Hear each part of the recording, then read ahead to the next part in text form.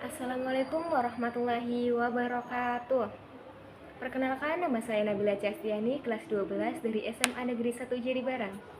Yang terhormat Dewan Juri dan peserta ISAI Islamic Competition yang berbahagia. Di sini saya akan mempresentasikan tentang transaksi online, e-commerce, peluang dan tantangan dalam perspektif ekonomi Islam. Nah, sebelum memasuki pembahasan, ada 3 hal yang perlu kita tahu, yaitu yang pertama ada latar belakang, yang kedua ada isi, dan yang ketiga ada kesimpulan. Nah, kalian pasti tahu kan tentang aplikasi GoPay? Kalian juga pasti tahu kan tentang aplikasi Shopee? Dan kalian pasti tahu kan tentang aplikasi Grab yang sudah menjamur di kalangan Indonesia. Yuk kita bahas tentang transaksi online, e-commerce, peluang dan tantangan dalam perspektif ekonomi Islam.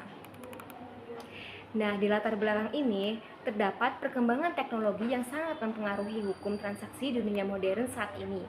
Transaksi dilakukan secara cepat, bahkan antara penjual dan pembeli tidak bertemu langsung dalam suatu tempat yang dipahami sebagai majelis akad. Secara kasat mata, bila dilihat dari praktik transaksi ekonomi, banyak hal yang perlu kita kaji lebih dalam, baik itu dari segi akad, syarat, rukun dan jual beli, serta kerelaan atau suka sama suka yang menjadi inti utama dalam suatu jual beli. Nah, di syarat barang yang harus dapat diserah terimakan yaitu ada makut, ialah uang dan barang. Dalam transaksi ini, proses serah terimanya adalah untuk uang biasa atau non-elektrik, dapat dikirimkan atau diserahkan oleh pembeli atau cardholder kepada penjual atau merchant, tidak secara langsung melainkan melalui perantara pihak ketiga yang dipercaya dalam sistem yang ada di e-commerce. Pihak ketiga dalam hal ini adalah Playgate One, Ecowater, dan Ison. Sementara uang elektrik dapat dikirimkan atau diserahkan langsung tanpa melalui pihak ketiga yang ada dalam transaksi online atau e-commerce, yang melalui pihak ketiga melalui pihak yang sama. Jadi penjual juga bisa menerima menyerahkan uang yang dikirimkan pembeli tersebut baik melalui pihak ketiga maupun secara langsung dari pembeli, tergantung pada sistem yang dipakai atau disepakati antara penjual dan pembeli. Kedua, untuk barang jasa atau non-digital dapat dikirimkan oleh penjual kepada pembeli secara tidak langsung, yaitu pihak ketiga. Dalam hal ini, pihak ketiga misalnya adalah jasa pos dan kurir.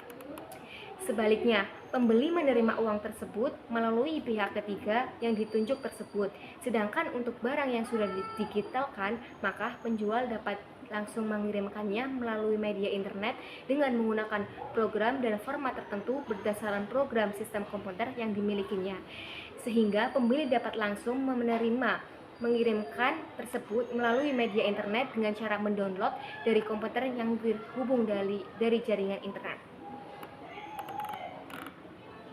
Nah, dalam Sahih Bukhari Muslim tersebut dari Syaid Al-Huri dari Nabi Shallallahu Alaihi Wasallam bahwasanya beliau bersabda, janganlah menjual emas ditukar dengan emas kecuali serupa dengan serupa, dan janganlah melebihkan salah satunya dari lainnya. Janganlah menjual perak dengan perak kecuali serupa dengan serupa, dan janganlah melebihkan salah satunya dari lainnya, serta janganlah menjual suatu yang tidak ada atau gaib dengan suatu yang tidak ada di tempat. Dalam redaksi lain melainkan secara langsung atau kontan, dan dalam redaksi lainnya kecuali berat dengan berat, serupa dengan serupa, dan sama dengan sama.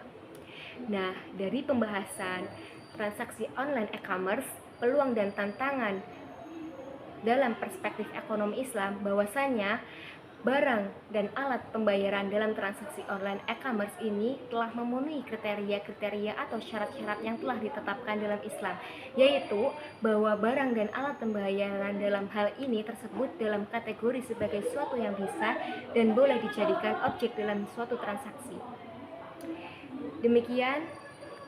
Demikianlah presentasi yang dapat saya sampaikan. Bila ada tutur kata yang kurang berkenan, saya mohon maaf. Wabillahi taufiq wal hidayah. Wassalamualaikum warahmatullahi wabarakatuh.